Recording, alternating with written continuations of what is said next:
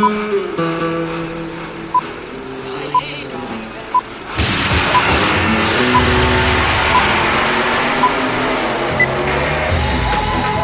to the Reviews Without Remorse podcast with Joe and Dave. Be warned, the discussions in this podcast will contain detailed spoilers. For spoiler-free reviews of newly released films, please check out our channel Reviews Without Remorse on YouTube and VidMe. Enter at your own risk and enjoy the show. I see without seeing. To me, darkness is as clear as daylight. What am I? I am Reviews Without Remorse. And I'm your host, Joe. With me is my one and only partner. This acrobat turned orphan likes Saturday morning cartoons and dreams of one day being bare naked with a girl.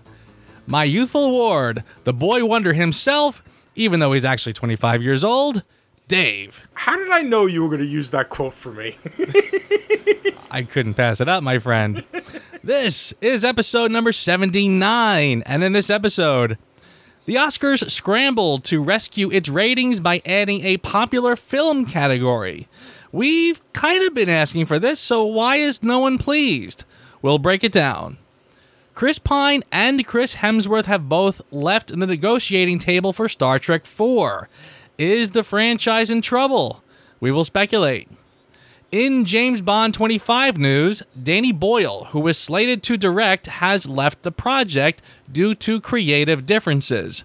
What happened? Well, we'll hypothesize. And then, riddle me this, riddle me that. Who wants to discuss the movie that seriously fell flat? Holy mediocrity, Batman!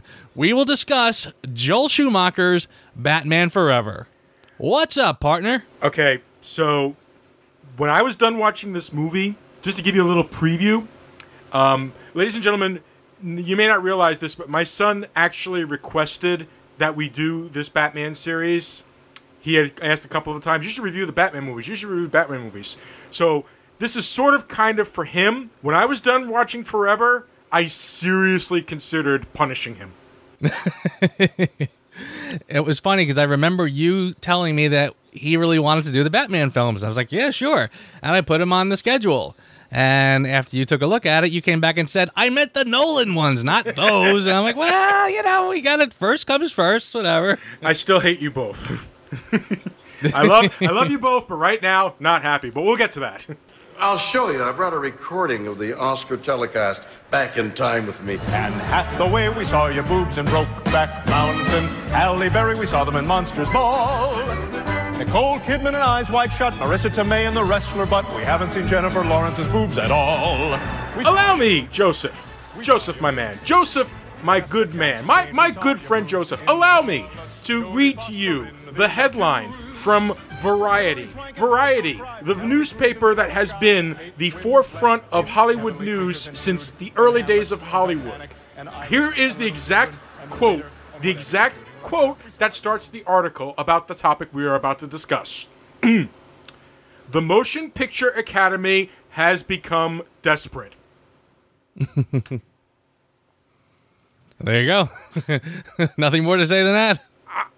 Okay, so we have on many occasions complained about the fact that every single Best Picture movie is, for the lack of a better term, Oscar bait. It has certain elements to it.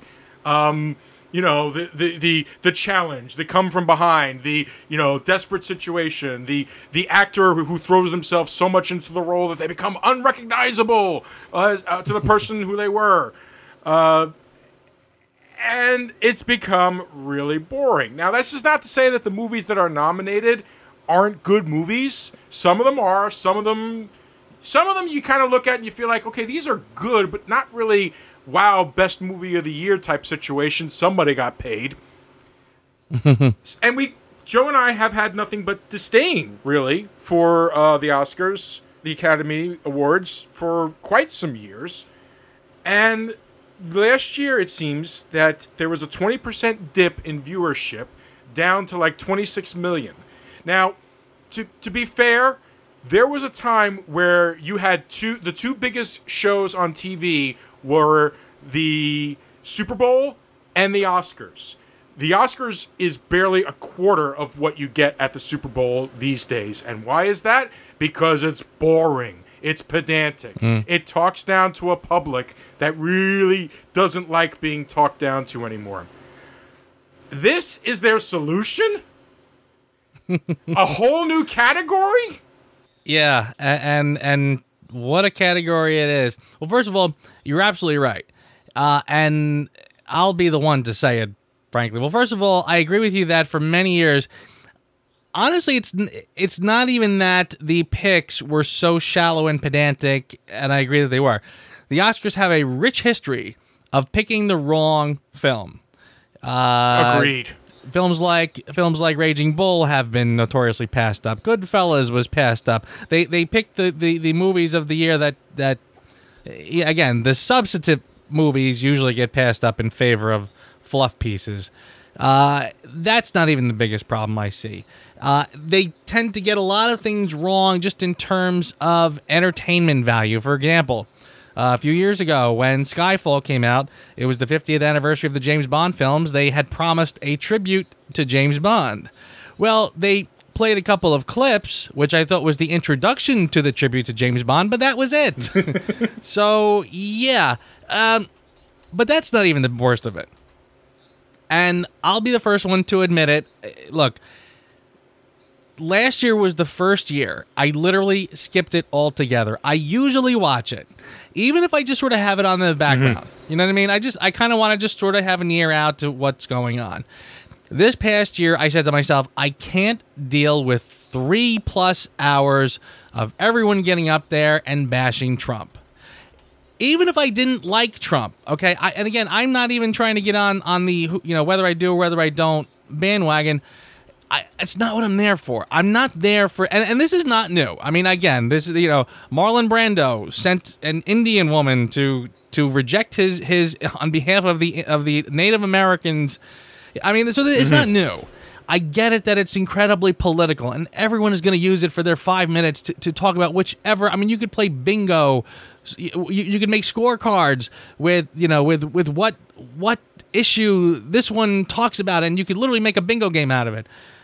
It's just so boring. I'm not there for that. You know what I mean? So and so this past year with Trump in office, I can't do it. I'm not going to sit and watch all of it. We all get it. You all don't like him. Just one blanket. Hey, we all don't like Trump. Let's get on with the show. So yeah, it's gotten to where, I mean, even a diehard movie fan is just not going to tune into that. So yeah, so how do we fix this?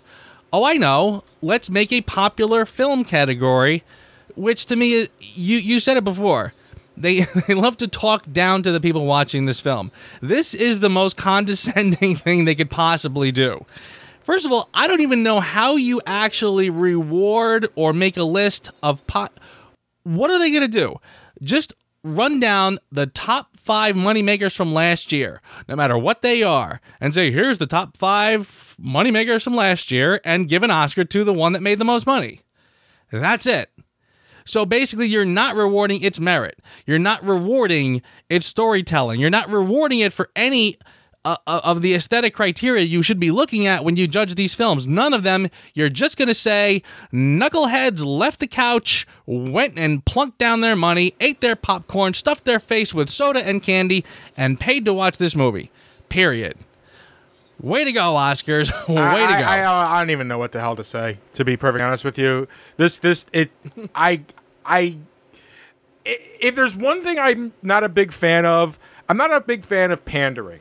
There is a way of telling a story, of making a movie that, hits the bullet points of things that people like without, talking down to them. You can look at the Marvel movies as a prime example of a film series that doesn't talk down to its audience. The entire Infinity War movie is, we hope you've been paying attention because this is kind of the payoff. Right. And it doesn't stop. It takes small moments to explain itself. Doesn't stop. Just keeps going and just expects you know who these people are. We don't need to introduce them. Okay. I like that type of stuff. Don't just try to throw me a bone. Don't try to treat people who to them, going to the movie is kind of a big deal because of the expense of frickin' movies. Don't talk down to these people. Don't pretend like. First, don't pretend that we don't exist, and then when you finally agree, okay, you know what? Hey, you do exist. Kind of just be like, well, here's some table scraps. That's what this feels like. And this is exactly what it is. I mean, again, if the Academy wanted to recognize these films, they could make a better effort to recognize these films or recognize what it is that's making them popular or something. The fact that they called it, I mean, it's almost like they could have played the cards a little closer to the vest. Instead, they just blurted it right out. Popular movies, like it was popular, so here's a prize. Yeah, it's not even imaginative. It's not like when they created the animation category. They created the animation category pretty much because these movies deserved their day in court. A lot of them did, and that's you couldn't come up with something better than that. Something, I don't know. Why not start breaking movies down? Why not dramas, action, comedy? Hey, there's a concept. Maybe there's a comedy movie out there that might actually deserve a Academy Award that isn't a Woody Allen movie. Just saying. Right. Yeah, I mean, why not have an action category? I mean, this delivered. I mean, seriously, Fallout had spectacular stunts, spectacular action, but again, it doesn't fit the criteria that they've set up, so we're going to have to just, again, dumb it down to a popular category. Again, missing the mark, guys. Yeah, seriously. That's nice. We have Black Panther this year. This is going to be Black Panther's prize for being critically acclaimed and making all the money. Nice job, Black Panther. Yeah, swing and a miss. I couldn't believe it when the bartender told me who you are. Why are you talking to me, man? Your father was captain of a starship for 12 minutes. He saved 800 lives, including yours. I dare you to do better. All right, so frankly, let it die. Let Star Trek die. At this point, what the hell? Why is this a problem? That's a little harsh there, my friend. Just let this new series of Star Trek die. If you're not going to get Chris Pine back, I mean, Chris Helmsworth coming back for whatever the story it is they were looking to tell might have been interesting, and I mean, no offense to Thor, but you're not that important to the Star Trek series. I kind of like what Chris Pine has become in the new Star Trek series, and if you're going to continue telling the story of the Kirk era in this new way, you can't do it without Chris Pine. Throw it away. Yeah, well, here's the thing with this Star Trek franchise, which I can see where the problem lies and why we might be in trouble. And I will say, I will be very disappointed if they can't get this together. I'll understand why they can't get it together, but I'll be very disappointed. First of all, I am a fan of the new Kelvin Star Trek. Mm-hmm. I think they've done a fairly good... First of all, the first one was great. Into Darkness was terrible. They got it back for Beyond. I think they really did sort of pump... And it was funny, too, because they had when they did this reboot, they had some very interesting problems to work around. Because of all the problems with the rights and yada yada... they could do this again, but they couldn't rewrite history or whatever. So what do? They did this kind of alternate timeline, which I thought was clever and probably the best way to reboot and re-energize the franchise, frankly. I thought the first one was great. Again, Into Darkness really kind of went off the rails a bit, but again, I thought what they did with Into Beyond was really terrific. Mm-hmm. Here's the problem, though.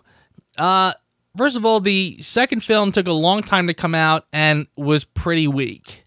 So by the time the third one came out, there were not as many people willing to give it a shot. So a lot of people did not go to see it. The box office was pretty poor, despite the fact that I think even diehard Trek fans recognized that it was actually a pretty damn good movie. Here's the problem, though. Chris Pine and a lot of the other stars of the film who were up-and-comers when the first one came out, are now pretty established and are all demanding big pay raises. The box office is down, and the salaries are going up. Plus the idea they're trying to get Chris Hemsworth back into it now because now he is somebody pretty special. Again, he's the king of one of the head honchos, the bigger names in the Marvel Cinematic Universe.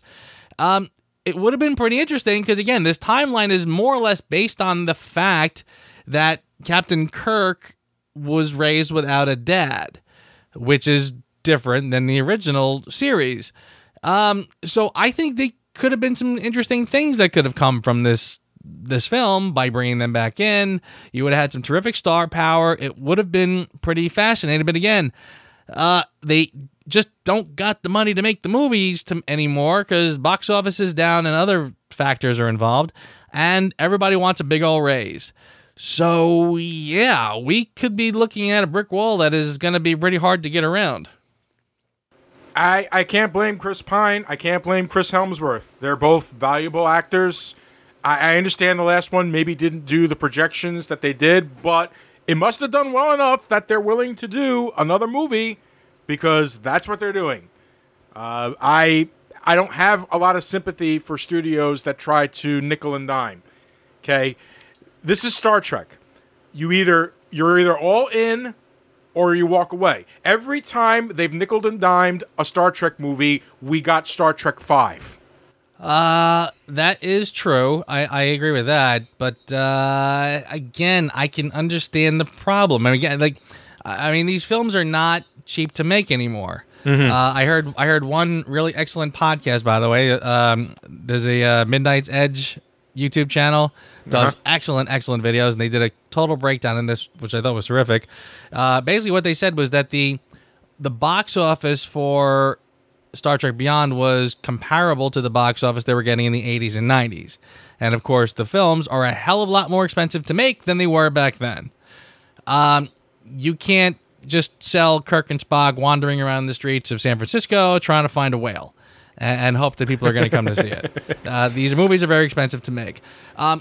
I hear what you're saying, and I don't mean to pick on our good friends, the Chris's, but I would sort of, if I was in that room, listen, I would be putting together a plea and say, look, take a cut in salary. Maybe they can negotiate. If the box office is good, maybe they can get some, points or whatever. Let them get paid by the box office numbers if they bring in people, which they should. But again, Chris Pine was not a big name in the first Star Trek. Chris Hemsworth was more or less nobody in that one, to where people went, hey, Thor, remember he was actually in that movie. He was the guy in the beginning. Oh, yeah. I mean, Zoe Saldana, again, was not huge back then. She was an up-and-comer. Simon Pegg was, recognizable, but again, not as big as he is today, I would guess. All of them have had a nice boost from those Star Trek films. Can we show a little gratitude maybe and say, you know what? I mean, it's kind of like going to your class reunion, but just go, show up, do it, and if it performs, take something on the back end. I hope. Anyway, like I said, I would be sad if this thing does crash. I like how these Star Treks have been going. So, fingers crossed, guys. We don't know what they're negotiating for. We don't know if it's for millions of dollars, if it's front end or back end points. We don't know if it's a case of them being greedy or the studios being stingy, because neither side will actually announce it. Traditionally, to me, the studios are always been the ones that are stingy. This is why I'm kind of in the ballpark of the actors. That's just the only reason why. And listen, I hear you, and you're absolutely correct that we don't know what's being tossed around. And I'm not accusing anybody of being greedy. If they are successful in any field of endeavor, they should be paid for it. I completely agree with that. I also sympathize that this might be a case of we just don't have the cash because the last one didn't bring in the dollars. Is it as simple as that? Maybe not. I'm not sure. I just kind of hope that they can reach some agreement because I would like it. But, again, I'm sort of back and forth on it because there's a part of me, again, they deserve to be paid. They do well at what they do, and people are flocking to see their other films. On the other hand, though, when Major League Baseball goes on strike because they're not getting millions and they're outside picketing in their limousines, so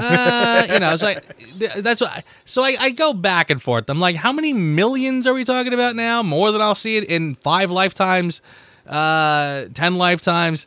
Guys, come on, let's be reasonable here. Make a movie, come on.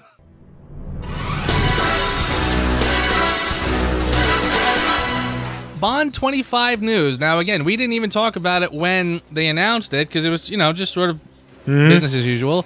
Danny Boyle was brought on to direct the 25th James Bond film. Still without a title, still without any script details, but Danny Boyle was brought on in late May. I'm just going to keep recording. Today, just a few hours ago, it was announced that Danny Boyle had left the project citing creative differences, which of course is the, quote-unquote creative differences, which could mean anything. I have some theories. I have some thoughts on what could have happened. There's a few things it could be, and again, I do not have any inside knowledge at all. All I know is that he left. And again, like I said, this is only a few hours old. People are already starting to panic that the release date for late fall of next year is in trouble. I might be a little naive, but I'm not really concerned about that. I'd be surprised if they changed the date for a couple reasons. First of all, again, they only announced him in late May. This is late August.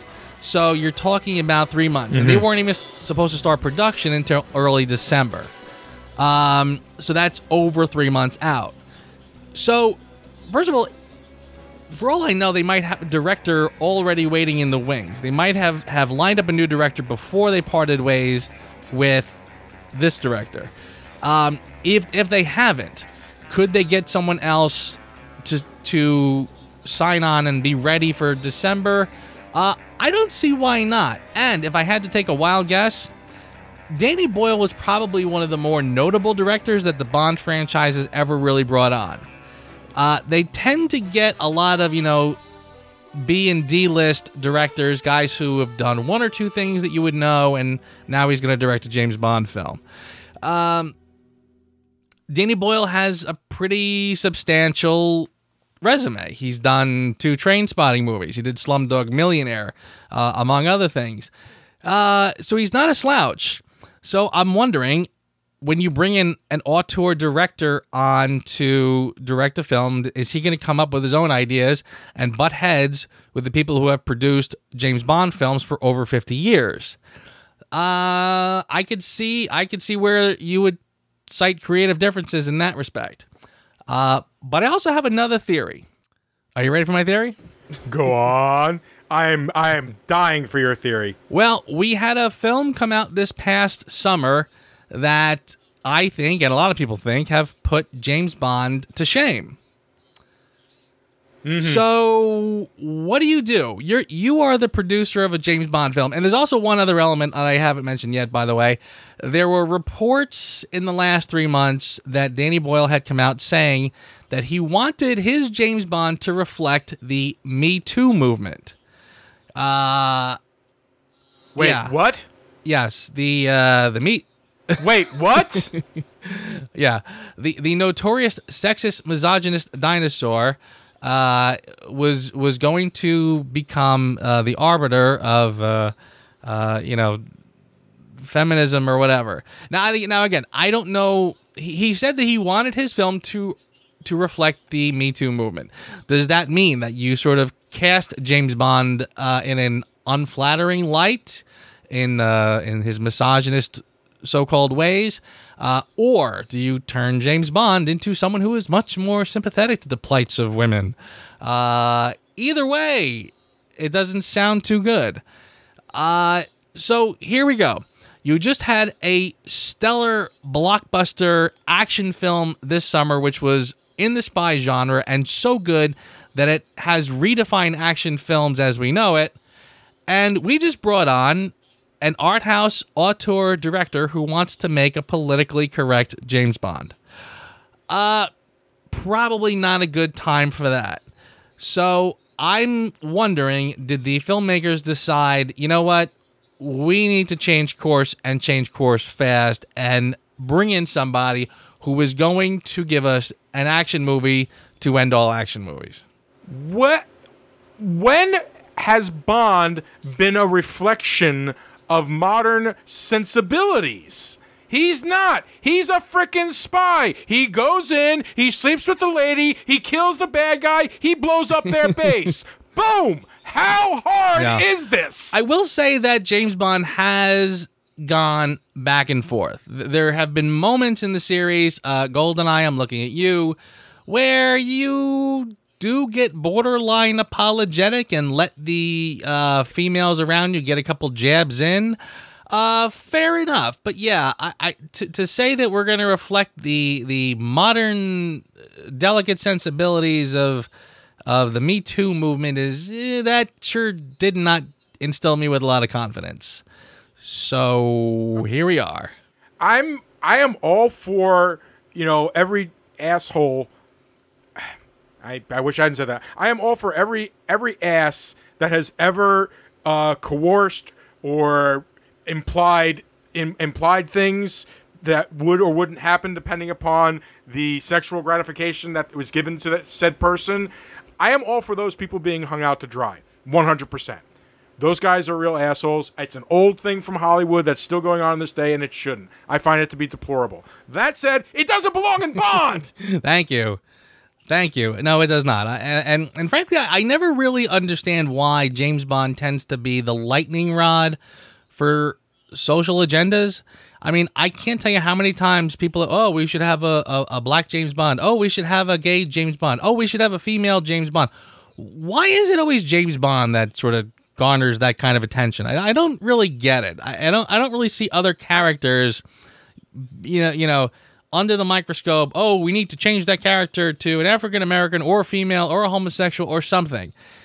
I don't get it. I just don't get it. And again, it's not that I'm anti any of these things, but again, we had Atomic Blonde was one of my favorite movies of last year. It was a female ass-kicking spy character. Just make a new one. Make another one if you want to do that. And with success, that one I thought was terrific. Why would you take existing characters and tweak them to your liking? If you don't like it, make another one. Which is ironic since we're going to be talking about Batman Forever in a couple of minutes. But yeah, I'm wondering that myself, frankly. Look, here's the thing. There is, I understand that there are people out there that have their opinions, their agendas, and everything like that, and they want to do that, which is fine. Make your own goddamn movie. Stop messing with the movies. Why does a big deal have to be made about a form of inclusion? The bigger deal you make about a form of inclusion or a particular topic within the realm of a popular franchise, you dilute it because you make it seem like it's shoehorned in there for box office dollars. Because that's all I'm feeling when I hear about, diversification in the Star Wars cast, or, hey, let's make James Bond this, or hey, let's do that. That's what I'm hearing. All I'm hearing is a bunch of freaking hangers-ons that are trying to take a movement that is quote-unquote popular, whether or not it has merit or value or anything like that, as a means to attract more money to the audience in people that support these type of things. It's shallow. It's not. If you want to do it for real, here's my way. You know who doesn't talk a lot about his movies? Christopher Nolan doesn't talk a lot about his movies. He'll do his interviews and stuff like that, but he'll basically say, I've put what I wanted to say up on the screen. It's up to the audience to interpret it. Well, thank you very much, Christopher Nolan. I think that's freaking awesome. I wish a lot of other directors would do that. The movie hasn't come out yet, and you're already telling us you have an agenda for the movie. How about you just do the movie and let the audience figure it out? Hey, here's a concept. Instead of explaining to the audience, you should see my movie because it's about this particular topic, why don't you just say, this is my movie, I hope you enjoy it. There you go. I couldn't agree more. Incidentally, by the way, the only other reason why I'm not concerned about the release date is I don't think Daniel Craig has the patience to sit around while they get another director, redo scripts or whatever. I have a feeling if he has anything to say about it, and he does, that he will want to get the sucker moving so he can be done with it, because I think he's getting a little impatient with being James Bond. Riddle me this, Riddle me that. Who's afraid of the big black bat? In an uncertain world, in a chaotic time, justice wears a mask.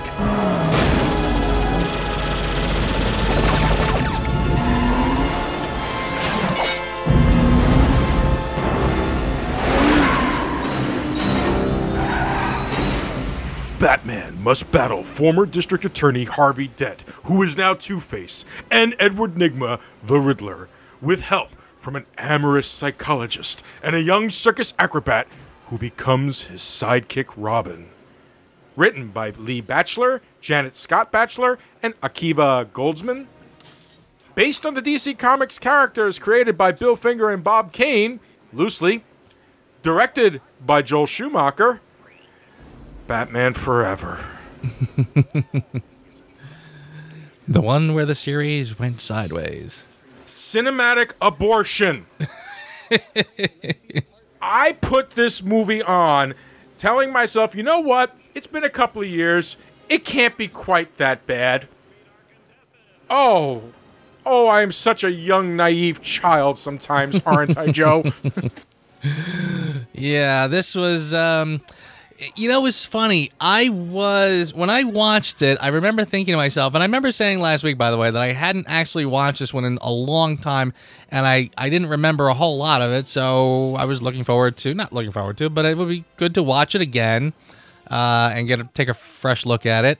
After watching it, I kind of remembered exactly why I forgot it. Because, we throw around that word middling a lot, and boy, does this one, it's the very definition of middling, I think, because I feel like there was a part of me that was watching this and saying to myself, I don't know why it gets the hate that it doesn't get hated on as much as the next one, which we'll talk about next week, but I did say to myself, why does this one get the hate that it does?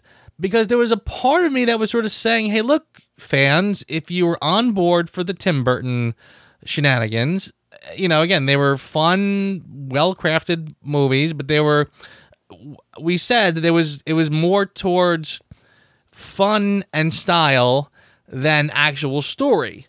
So I'm watching this saying, this is a lot of the same stuff. It's just got a different color palette. It's style, it's visual, it's fun and funny, at the expense of a actual real story. But then as it went on and on and on, and especially as I sort of sat with it afterwards, I was like, I can't really even remember a lot of what the story was supposed to be. It was a lot of fluff on screen, a lot of people just acting way over the top and just being silly and just stuff kind of going on. But yeah, there's nothing really to sink your teeth into. It felt like everything was the Diet Coke of what had come before. It was a very safe, and by safe, it's one of those things where when you err on the side of safety, you don't realize just how much risk you're actually taking. I kind of felt like this was a lot of safe steps and a lot of things that we'd seen already and seen done better, done all over again, with very little payoff, if any. I kind of feel like you're being much kinder to the movie than it deserves. This is 1995, top of his powers, Jim Carrey. So once you throw that element in there, whatever he's doing on screen, it's going to be over the top and outrageous because that's Jim Carrey 1995. Yeah. Now, admittedly, there were some points of actual creepiness that I got from him, which I appreciated. But then he would always go into the over-the-top song and dance routine. Oh, sucking on brain waves or whatever the hell that was. Yeah. I heard one reviewer say this movie stars the Riddler as Jim Carrey, and I couldn't agree more. I mean, seriously. I mean, this was, like you said, they brought him in because he was at the peak of his career. He was the new funny crazy guy, and he comes in and just sort of does his Ace Ventura pet detective shtick. which had the unfortunate side effect of making Tommy Lee Jones lose his goddamn mind. This is a side of Tommy Lee Jones I never seen before. I never wanted to see before. I'm sitting there thinking to myself, why isn't this Billy D. Williams? Yeah. It's supposed to be Billy D. Did you know that Billy D. Williams basically had to have his contract bought out so they could use Tommy Lee Jones for Harvey Dent? And that's weird. I mean, again, I will say this. I don't know that I see Billy D. Williams doing a Harvey Dent. Well, I don't see Billy D. Williams in this movie. In this Harvey Dent, yes. Yeah, I mean, he would be a guy who would be a little more realistic and grounded. This, again, Joel Schumacher just wants over the top. I mean, Joel Schumacher should be producing the Oscar show, not doing, real movies, frankly. He likes, splash and presentation and, theatricality, which on one hand you think would work for this film, but when you really get down to brass tacks, it doesn't. Yeah, Tommy Lee Jones is a strange casting choice for this. I really don't understand why they went with him, especially if you're going to go. I mean, seriously, Two-Face is a character. We talked last week about how brilliant Michelle Pfeiffer did the Catwoman, because not only did she have one or two parts to play, I kind of went and made the argument that there was actually a third part. And I agreed with you. Yeah, Two-Face is prime for that. Two-Face is perfect for that, where you want to have one side of his personality and the other side of his personality. Instead, he just sort of does his most over-the-top, Jokerish, Riddlerish, crazy person. And it doesn't work for that. I mean, again, what a missed opportunity. And to have Tommy Lee Jones do that is weird. Is just really bizarre. Like, he's not a guy who I would ever think to do that with. I would think that if they were going to actually tell the story of Harvey Dent leading up to his duality, he might have been a decent choice. Like, you think of Aaron Eckhart's portrayal of Dent in The Dark Knight, and that fall from grace that the character goes through when he finally becomes, the dark half of himself. Okay, that was earned in that movie. In here, it's just like we're just expected to know. We get a lot of little scenes of, exposition, news reporters telling us what the hell happened to this poor man. The one thing I loved about Harvey Dent in the comic books is, like, even at his worst, you kind of felt bad for the guy, because he really was a person of two minds, where he didn't want to do this, but just was compelled to. I never felt that here. There was almost never a sign of the sane Harvey Dent side. It was always just all Two-Face. Yeah. And it just had that you screwed up the character. Yeah. I don't have anything against the way Jim Carrey portrayed the Riddler. This is what they expected of him. And frankly, some of the tricks he did with that stupid cane, I'll give him credit for. I thought those were freaking awesome. Yeah. But other than that, and like a handful of scenes where he came across like really creepy without going over the top, good stuff. That I liked. Everything else, just ridiculous.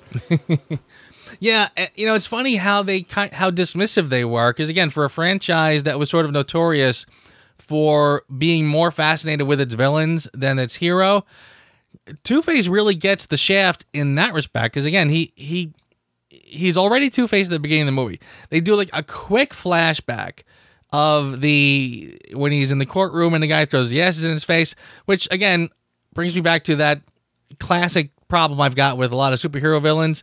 Why they focus their attention on the superhero as opposed to the people they probably should focus their attention on. I would assume in this universe that Harvey Dent got his revenge against the criminal who actually threw the acid in his face. But that was a very weak. There was no explanation as to why Batman is his biggest nemesis. Frankly, I think they did him better in the Batman versus Two-Face animated movie that came out last year with Adam West and William Shatner as Two-Face. Yeah, they did. Compared to this Drek, yeah, they did. I mean, that movie was better than this. Well, I mean, it didn't have that far to go, but yes. Yeah, right. Anyway, yeah, the whole Two-Face Harvey Dent is, and again, it's so cartoony. I mean, seriously, I understand it's got some campy elements from the original series. I understand that we're already kind of in the Tim Burton universe where there's a lot of fun and a lot of cartoony aspects. But when they show him going back to his base where half of the room is dark, he's got the two women, one is the angel, one is the like, ugh, come on. Like, that was just so corny. I mean, come on. Who are you writing this stuff for now? Speaking of corny, let's talk about Nicole Kidman's Dr. Chase Meridian. What a disposable character. Yeah. Jeez. That, go ahead. Dude, I'm watching this and I'm like, you follow up Catwoman with this vapid trash of a character. Yeah. What the hell? So ridiculous. So disposable. I mean, and again, there's some people who just should not write women at all. Whoever wrote this, again, talk about, somebody who's basing their women off of what they've read in Penthouse Forum. Yeah, that's not how you write women, especially not one who's supposed to be smart and reasonably intelligent and reasonably capable. Right. Yeah, I mean, this, oh my God. The part when she shows up on the roof she puts on the bat signal and she's hanging around the roof of the police station in her undergarments. Really? Like, wow. All breathy, Marilyn Monroe-like. Oh my God, that was ridiculous. How stupid. I mean, and there's a part where she runs his hands on, and she's like, and I love the rubber. She grabs his chest, which is all just kind of like the solid rubber and goes, wait, what? like, are you serious? No, this is not a character. This is a cartoon. This movie. Thank God you didn't try to pinch his bat nipples. You know what? It wouldn't have surprised me if there's an outtake of that somewhere. This whole movie is a cartoon, from the coloring, the looks of it, and everything like that. There's no way Schumacher took any of this. You know what? Here's the difference between Schumacher and Burton. Burton had fun, but he took it serious. Schumacher's having fun, and he just doesn't care. He doesn't care about any of this crap. He's got like a checklist that he wants to have happen. He wants nipples on the bat suit. He wants the thing to fly up the thing. Tommy Lee Jones took the part because his son is a big fan of Harvey Dent. Hey, Tommy Lee Jones, how'd your kid feel about your performance? I don't think he liked it. Is he still not talking to you for ruining that character? Sincerely. You got this ridiculous, god-awful plot with this, the dumbest people in the world, does nobody notice the green lights coming out of that box thing out into the void with these giant Ghostbusters-like spirits thing going to the giant iron island at the end? And, okay, Chris O'Donnell, what did you contribute as Robin? You had a 5-second fight with Harvey. You redeemed, you didn't kill him, so you redeemed yourself, and then you became Robin the Boy Hostage, which is the oldest trope of all, and basically made Batman's job much more difficult. After begging, please, let me help. Screw you, kid. You did nothing. You brought nothing to the table. Your Batboat got destroyed. Holy rusted metal, Batman. Huh? Holy, right? That... I think when I heard that was when I kind of went, all right, I think this movie is officially unforgivable. It wasn't even that they made that bad joke, but the way he goes, holy rusted metal, Batman. Huh? It's metal and it's holy. Holy. It's like, all right, if you have to explain the joke afterwards, then don't do it. Dude, there's no explanation for this damn movie. There was a couple of neat design elements, but not a lot. The entire city went from dank and to this, like, cartoon. What is with all the lights? Like, in the opening shot, they're there, and there's these lights shining around and going in circles and stuff like that. What is with those lights? What is that supposed to be? Why is everything... Why does everything have neon? Why does everything have neon? Seriously, this is Joel Schumacher again. He should be producing, like, again, Broadway musicals or like the openings of nightclubs. This is not movie making. Frankly, it's almost like what Michael Bay is to explosions and action. Joel Schumacher, he's solely about spectacle. And, you know, and if there's a story in the background of all that spectacle, fine. That's an extra, that's a plus, whatever. But that's not his focus. And yeah, again, there was a part of me that was like, I mean, it's almost like he swapped out Tim Burton's bleak gray darkness for just multicolor, you know, Technicolor spectacle. And there was a part of me that was, again, it was I had this weird feeling in my head, like saying, well, people, if this is what you liked of the first two, that kind of over-the-top cartooniness or whatever, well, then then don't complain about this. But, you know, it's just different. You know, it was just a different kind of way to deliver the kind of silliness.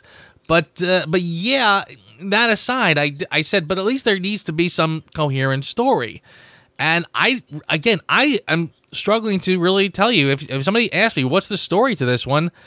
I don't know. I mean, there's a lot of crap going on. There's things happening all over the place, and it bounces around from one thing to another. I mean, there's an action piece in the middle of the film for no reason, where, you know, he kind of shows up, he's driving down the street, and all of a sudden there's Two-Face dressed up, you know, pushing a carriage, and an action scene ensues, and he escapes, and it doesn't really contribute to anything. Not to mention, it was the most boring action scene ever. Right. I mean, most of the action in this film is not really what I would call good action. It's just stuff going on.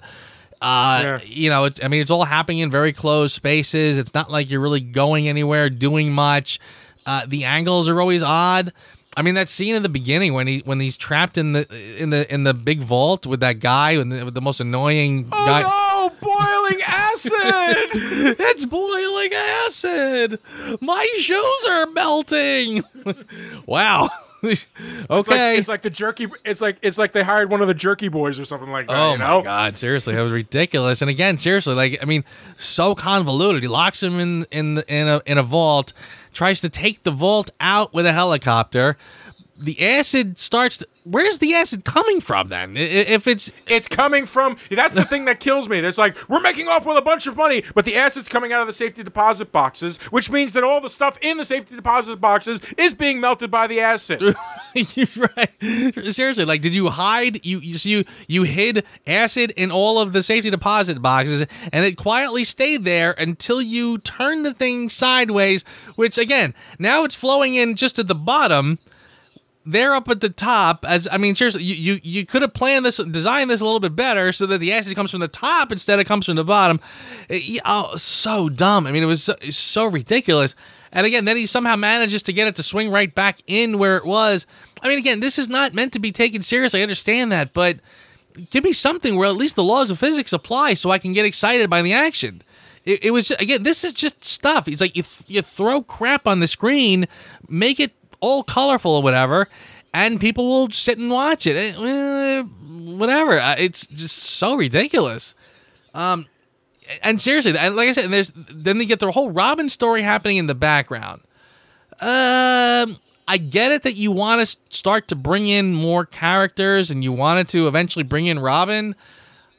Okay.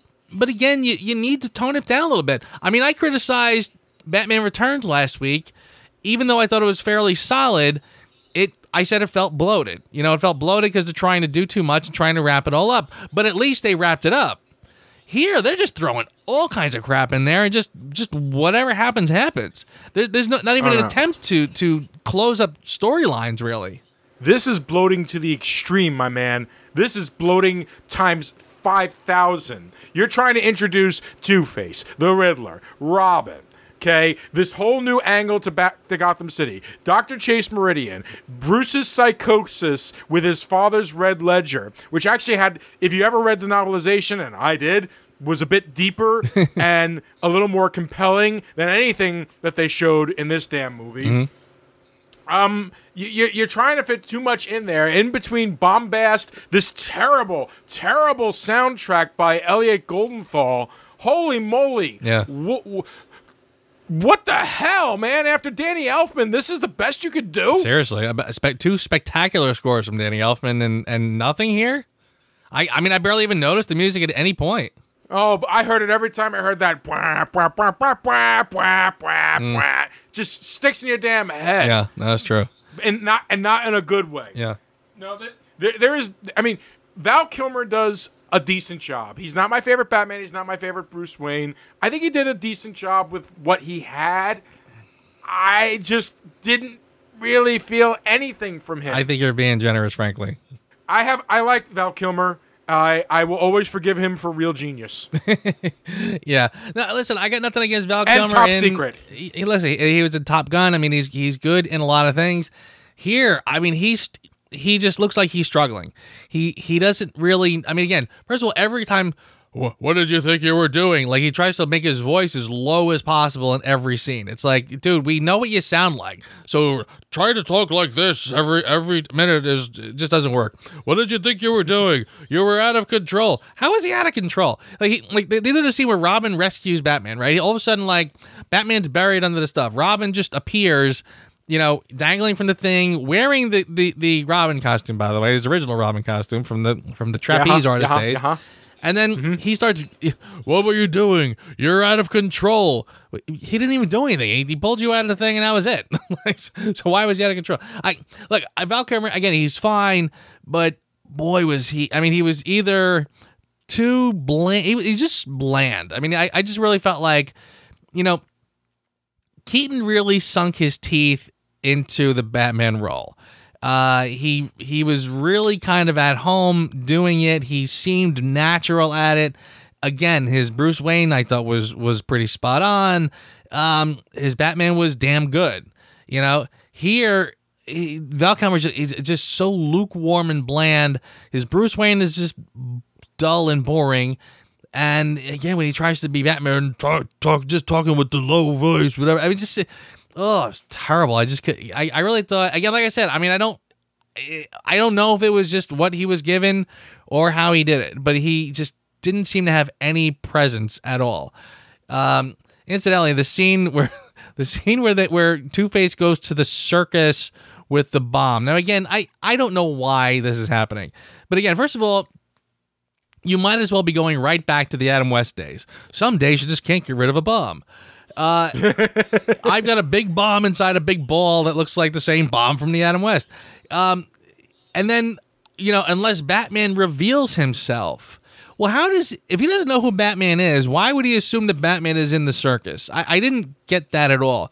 Then, of course, when everything erupts, this was so annoying. Val Kilmer, Bruce Wayne, stands up and goes, Harvey, I'm Batman. It was one of those moments where you're just saying to yourself, you're so full of crap. The only way you would do that is if the crowd is too loud or something or other where no one's going to hear you. It was such an empty gesture on the part of the film, frankly. It's like, just shut up. You know, and I know. No, whatever. It was. Let's not even talk about the fact that bomb, they have a bomb and they lift the bomb up. Bombs explode up. Why are you putting it above everybody? What's the point of lifting it that way, number one? Okay? I didn't. That part I didn't get. I appreciated that they at least attempted to get the Robin origin, correctly, and actually, honored the old costume with their trapeze Agreed, stuff. yes. But other than that, no. That was just no. No. Yeah. No. It was ridiculous. It was absolutely ridiculous. None of that made any sense. Again, that's what I'm saying. Like, the whole thing is spectacle and no substance. And by the way, Chase Meridian, you could have taken her out of this film completely and nothing would have been different. Like, yep, she was 100%. She was just that expendable and just the part where it was so frustrating too. There's a part where after a big action scene, and I think he just had a big argument with Robin, whatever, and Robin stomped out.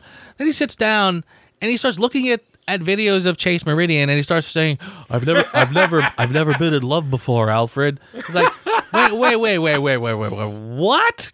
The last two women knew your secret identity because you were the last one. Me and you were the same. And Vicky Vale, she comes into the Batcave. Yes, me and you, whatever. Now suddenly this one, that he's had no genuine interaction with, really. Now suddenly he's head over heels in love? Like, ugh. Oh my God. You passed me the barf bag. It was so nauseating.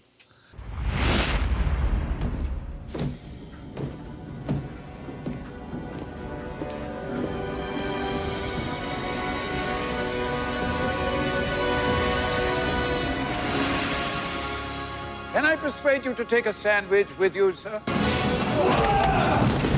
I'll get drive-through. Well, I'm not going to pass you the barf bag, but you're going to pass me your score, sir, because it is time. Is it that time? It is that frickin' time. Yeah. I tell you, I was a little. I was ready to be a little more generous with this film before, when it was kind of fresh in my mind.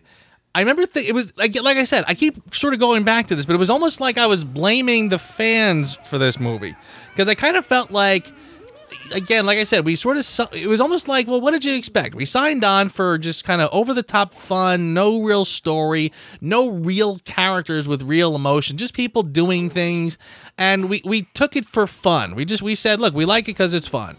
Well, here comes Joel Schumacher, and he goes, all right, I'll give you fun, and over-the-top characters, and over-the-top, side characters, and everyone is just sort of over the top. Now we have the gossip columnist, of Gotham, whatever. Everybody's just sort of acting like a goofball in it, and I kind of felt like, well, look, I mean, I guess it is. But then as time wore on, again, I literally was trying to organize in my head what was happening when, and I was struggling to remember it. I only watched it last night. So again, like, whatever.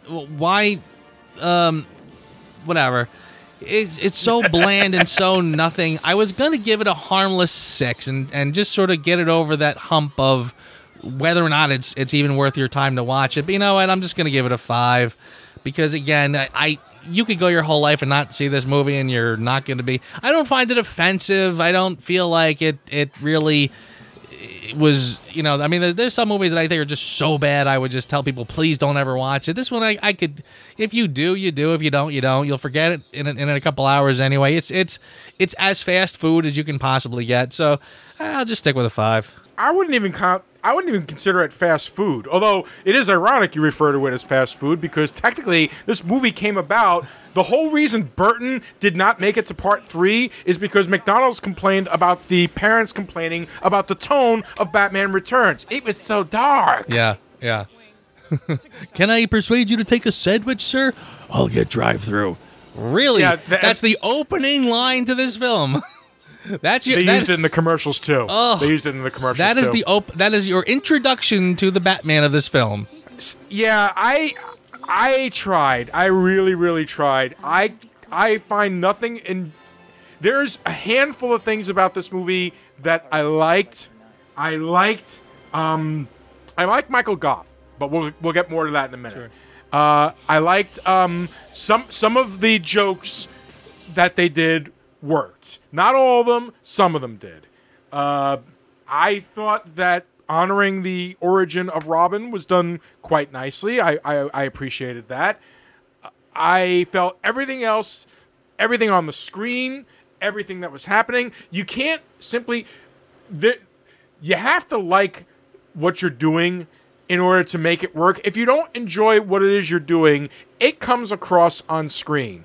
This is evident to me with The Dark Knight Rises, and this is evident to me with both this and Batman and Robin. Schumacher doesn't really give a flying fluke about Batman, and it's evident. He's got a cursory knowledge of it, and he's got his little style thing that he wants to do, and he wants to show off all the brightness, all the neon, all the gangs in black-lit makeup. What? But whatever. I gave this movie a 3. I really, really hated every moment of trying to sit through this movie. Well, I feel like next week you're going to be coming up with negative numbers, but hey, that's for next week. But Joe, wait till you hear my tagline for this at the end when I introduce next week. You'll see in a minute. All right. But yes, no, this was absolutely, there was nothing to me redeemable about this. It brought the characters too far back as far as I'm concerned. everything was so over the top and campy. It wasn't even the fun type of campy. Watching this movie made me miss Adam West even more because it's like he knew what the hell it was about. Yeah. Wow. Okay. So what was the worst part for you? What was your Who Asked You? Holy over neon, Batman! Everything. The part where they're at the party and the instruments are wrapped in neon. It's like, you can't play those instruments. Those aren't real instruments. The machine guns with the little red thing on the back of them. What is that for? So that Batman knows where to throw his batarang? Everything being so neon was just, oh my God. I just was like, no, stop it. It's too much. I don't mind color. We've talked about comic book movies that don't include enough color. I don't have a problem with color, but it can be done in the right way. And this was like an over-exaggeration of color. It was almost like somebody said, those movies were too dark, and Joel Schumacher said, hold my beer. Yeah. No, you're 100% correct. In fact, I was watching one video on this film. They were pointing out how even like the windows in the background were lit up like Christmas trees. Like people's windows would have big primary colors shining through the windows for no reason. Like, yeah, it's completely overdone nonsense. I agree with you. Well, how about Who Asked You, Joe? Wow. I really. Oh, believe me, I could have done a list, but that one was just the one that annoyed me the most. Yeah, no, I believe you.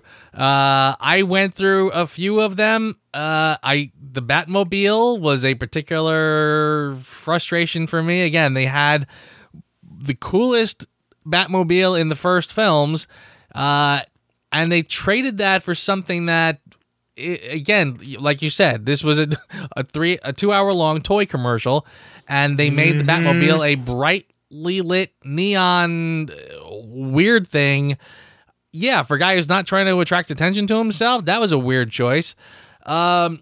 The other thing that was really bugging me, it was so strange. Again, there's some really weird choices in this film.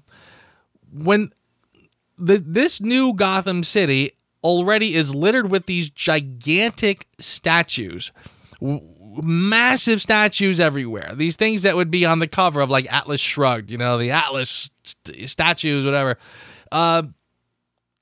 So why they went the extra mile to make Gotham's version of the Statue of Liberty, which is just the Statue of Liberty, but with Gotham written across its hat? It's crown. How stupid it was that. I saw that. I was like, what? Why would you do that? Why would you sort of break, like, talk about like a fourth wall break, like a weird wink to the audience, like, oh, it's kind of like New York, but look, it says Gotham on it. That was dumb. Really dumb. But that's not even the one I picked. The one Go scene. on. The scene that after I saw it, I just couldn't unsee it. Ninja Laundry Guy. That was the worst, most stupid thing I have ever seen. Him doing the cool ninja moves, drying his clothes, like that was like the stupidest thing I had ever seen before. But we have to establish that he's got the fighting ability, Joe. Didn't you realize that? How ridiculous! I mean, again, they still haven't. Like, why would he do? Forget. I'm not even going to justify it by even asking questions like, why would somebody be doing that? That was the dumbest thing I've ever seen. I am going to grant you that one because as I was watching it happen, I was like, oh God, oh God, oh God, oh God, he's grabbing the mop. Oh, so painful. All right, well, there's got to be something you like, Joe, so for your consideration? I honestly was grasping at straws with this. I was really coming up empty. But you know me, I'm the king of the costumes, so I will throw a nod out to the idea that they did pay tribute to the original costume by letting that be the costumes that they wore in the circus. That was well done. I'll even go as far as to say that I think the tribute to the Robin origin was they did give that a wink and a nod by killing the parents during the thing. But yeah, I'll just leave it to the costume part. I thought that was a clever way to get the classic Robin costume in there, because you knew they were never really going to do that. That was never really going to be his costume, because it's not dark and rubbery enough. So that was a clever way to get that in there. The costume commander strikes again. Gotta go with something here. Well, for me, it was Michael Gough, actually. I felt like he was the only part of this movie I took serious. And I felt he was kind of the soul of trying to actually make, a nice ice cream sundae out of a giant shit sandwich. And I felt like he approached this with earnest. Like, he meant what he was doing here. He took it serious, and he tried his best. He was very heartfelt with Chris O'Donnell. He was very heartfelt with Val Kilmer. And he had, to me, the funny part is here you have Jim Carrey at the top of his, comedic days, doing everything short of, getting down on his knees and filleting himself to try to get the audience to laugh. And the biggest laugh in the entire movie for me was when Alfred calls Bruce, and he's like, Master Grayson has gone. He took the car, sir. He's like, oh, he boosted the Bentley? No, sir, the other car. It's like, no, you mean the Rolls Royce? It's like with infinite patience, the expression he makes as he does is like, no, sir, the other car. That sold him. That sold it with me, and I was like, I love you. That was good. I agree with that. I forgot to mention, though, I probably should mention the most entertaining part of the whole thing. The fact that Tommy Lee Jones hated Jim Carrey and told him so. Yeah, I heard that many years later. He said it on Stern one time, I think. Yeah, it was. Yeah. I mean, that was classic. He said when they were filming it, they were out one night and he saw Tommy Lee Jones in a restaurant. He says, he walked in and the maitre d' says, by the way, do you know that he's here? Oh, no. Okay. So he went over to say hello, and he says he walks over and he sees Tommy Lee Jones, sees him, and he goes, and the color just drains out of his face. And Jim Carrey says, at that moment I knew that somehow I was the author of all his pain. And so Tommy Lee Jones slowly gets up and gives him a hug, and he just whispers in his ear, goes, I hate you. I really don't like you. And he's like, he said something like, I can't sanction your buffoonery. And he's like, well, talk about awkward the next morning at work. I had actually heard that. That's a terrible thing to say. So, you know what? If you feel that way, you save it for after the shoot. For God's sakes, you have to work together. Whatever. I'm sure that animosity made it across on screen. Yeah, I mean, it's didn't hurt or help either way, so. No, certainly did not. And thus ends our review of the cinematic abortion that is Batman Forever. But wait! Same bat chime, same bat channel. We're going to top off the Schumacher-Burton era of Batman by exploring the cinematic afterbirth of the cinematic abortion, because next week we're gonna go into Batman and Robin, a movie I promised I would never see again. The Spoilers. the things we do for this show. Wow. Oh God, I hate you so much right now. Oh.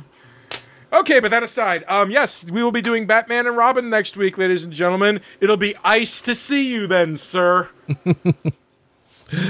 Stay cool. Honestly, on a bright side, it will be the easiest opening I'll ever write.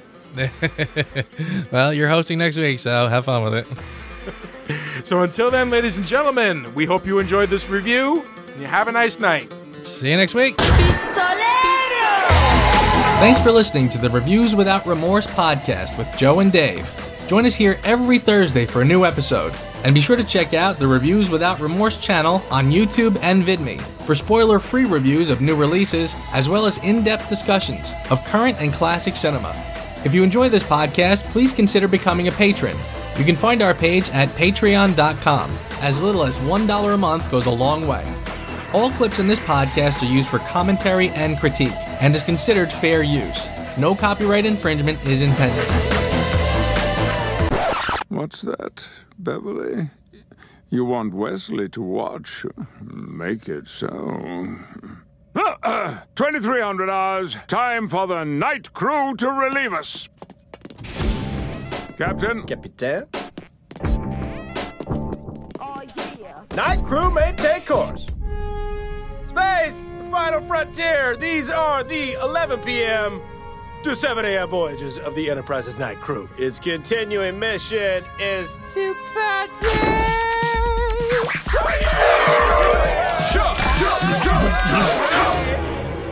Night crew! Bear me! You glorious sons of bitches!